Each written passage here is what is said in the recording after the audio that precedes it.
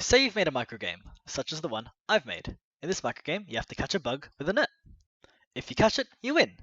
If you don't catch it before this little timer, this little car moving, if you don't catch it before then, you lose the game. Pretty simple, I think. The way I've made it work is that I have an object declared at the start of the game, this object right here, that has a variable in it called microgame win.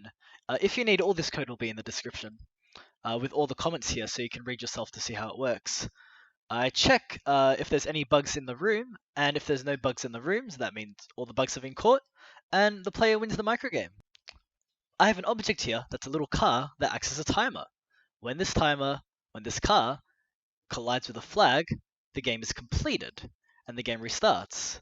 So, I've made this microgame. What if I want to get this microgame ready for the big collab project? Well, first of all, I have to download this code and put it in an object called object game, as shown in the description.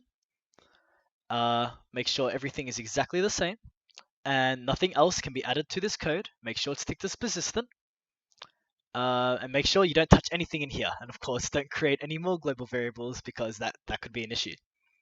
The only global variable that you need to worry about to make sure it works with the big collab project is this one, global.microgamecomplete. To make this work, you have to change this variable when the game is completed. If the game is completed in a win state, as in the player's won, then make sure that the variable is changed to 1. If the game is completed in a lose state, as in the player's lost, make sure to change it to 2. And that's it. That's all you got to do. So, to get this ready for the big collab project, what I'm going to do is I'm going to comment out this code, game restart, and then I'll just quickly type up 5 new lines of code, which I've already pre-typed. As you can see right here, I get the microgame win variable that I talked about earlier from the object I talked about earlier, which I do by the object's name, the object's ID, dot the variable in question, microgame win. And if it's equal to true, then I change complete equal 1. And if it's not true, that means the game has been lost, so I make it equal to 2. It's pretty simple. And of course, I make sure that happens whenever I want the game to be completed. So in this case, I want the game to be completed when the car touches the flag. That's when the timer's up. Okay, I've imported the microgame that I just showed you guys using a program called GM Transfer, which will be in the description. The idea is that as you're playing the microgames, every time you complete a microgame, you'll go to a break room called room break, and then after the break room, you go back to the microgame, and it's just a constant cycle of microgame, break room, microgame, break room. So in our room shuffler code, as you can see, we've got a little room shuffler. Every time global.microgamecomplete becomes 1, as this is being checked every frame, by the way, because it's in the step event. As soon as this becomes 1, it'll go to the break room.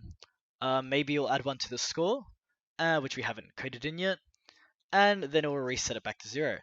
If the person loses the game, again, go back to the break room. Maybe we'll remove a life here, and straight away it will reset it. This code won't be in the description because this is the code that we're still working on it. But for now, this shows us pretty much exactly how we're going to be able to add microgames.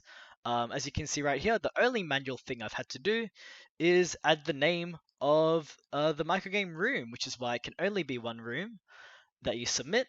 And we'll find a way to automate this process eventually. But for now, let me show you it in action. So you got your break room. Here's a sample microgame I've made where you just press the spacebar, break room again. And there you go. There's a little microgame. Just works right already. Let's hope I can win. Oh, there we go. Actually won. And yeah, that's all that there is to it. That's another sample microgame, and here's the last sample microgame. And there we go. So, thank you guys for watching. Hopefully this tutorial was a little bit helpful. This is the only compulsory thing you have to do, really, besides the stuff in the guidelines. This is the only compulsory code-like thing that you have to add to your microgame to make sure that it works. So yeah, I think it will be something fun to do.